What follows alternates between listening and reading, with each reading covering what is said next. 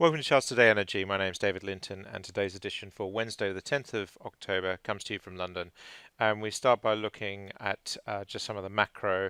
The dollar just weakening a little bit this morning. We're seeing the dollar just pulling back, and so that just showing some short-term weakness, holding on to its long-term bullish position, but at the moment it's pretty flat the last few months. Looking at the euro against the dollar, we're seeing it strengthening a little bit this morning, but not managing to get into bullish mode yet, and no clear upside targets activated on the euro. Against the yen, we're seeing the dollar has been falling away for about a week, and I like to use the yen as my sort of lead indicator as to what's happening on the dollar. It normally gives a good couple of days lead up. Sterling actually looking pretty strong against the dollar and looking like it's about to make a medium-term transition. We've got upside targets into the mid 130s, so sterling looking pretty strong again. And against the euro, we're seeing that strength really showing through and really marching up the hill now. Medium-term bullish now for the sterling against the euro, and long-term bullish. So we're seeing an improvement in the fortunes of sterling. The Brexit deal helping there, and we're seeing against the Swiss franc even sterling looking pretty strong. The macro is that the US markets struggled a bit last night. Futures suggesting they're pushing a bit lower this morning. European markets pretty bearish. We're seeing the DAX selling off, for example.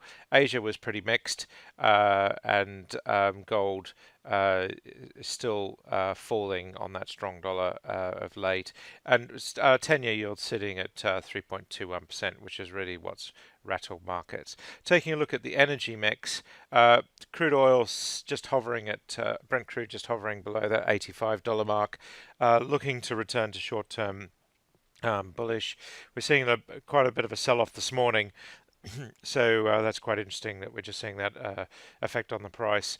But it was gaining, and we've just unwound some of that gain, but we're looking pretty strong. Medium term, we've got targets to the upside back to the mid 80s. That 94 target still sitting there. Short term, 86.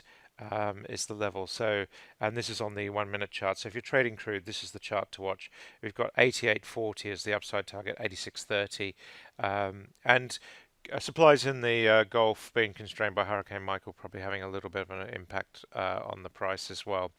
WTI also down this morning, but still looking like it's making a bullish transition here, and the long-term chart still very bullish. The upside targets 81 is the upside target for WTI, some 8-9% higher, and we're still holding on to that bullishness. Again, this morning we've climbed and undone some of that. Looking at the correlation, we're negatively correlated against the dollar, which is what you'd expect. Taking a look at US NatGas, that is looking stronger, sitting at 330s, and if we look at the correlations here on crude oil, we're seeing it's been quite strongly correlated over the last several weeks, short term also, and we've seen the jump this morning in the price, so significantly now activating on the 1 minute chart, $3.50, 348 yet to be activated here. Note these targets 331, 332, 331, these were all given at much lower levels and now met. We've got a really big upside target of 375, so the outlook for US NatGas is pretty strong, making long-term transitions to bullish. So one of the bright spots there. Taking a look at coal. Coal ended yesterday a little bit lower, but still has these upside targets on API2, 105, 111. Of course, this is on the ICE contract. Your Trayport data may be producing better results. We saw the fall away yesterday, so in the short term we do have a little bit of downside potential there. Looking at API 4, we've still got these longer term upside targets in train, but we saw again prices falling away yesterday, some 2% lower. Still holding the $100 mark on Richards Bay, but not on API2, now down at $97. Emissions lower this morning, some 1.2% lower. Quite a lot of downside targets we talked about yesterday on emissions, and we see here that we just fell across the board yesterday, and that continues this morning.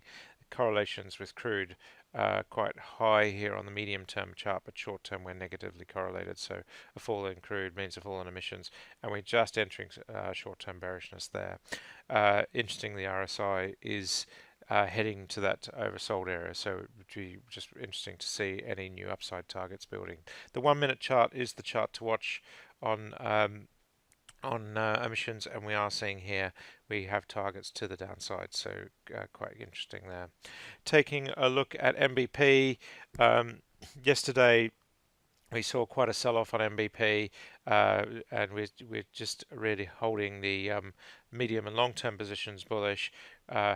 Strong correlations with crude, as we might expect. Short-term bearish, now below the cloud, and we're seeing that sell-off. We've got a downside target to 71 pence per therm, so that's 0.5% lower. And this target here is 66, 69, 64, 69. So it does look like we're seeing a little bit of a top here at MBP, and we're heading lower. Again, your Trayport data will produce more accurate targets. Keep an eye on this, the 1-minute chart there.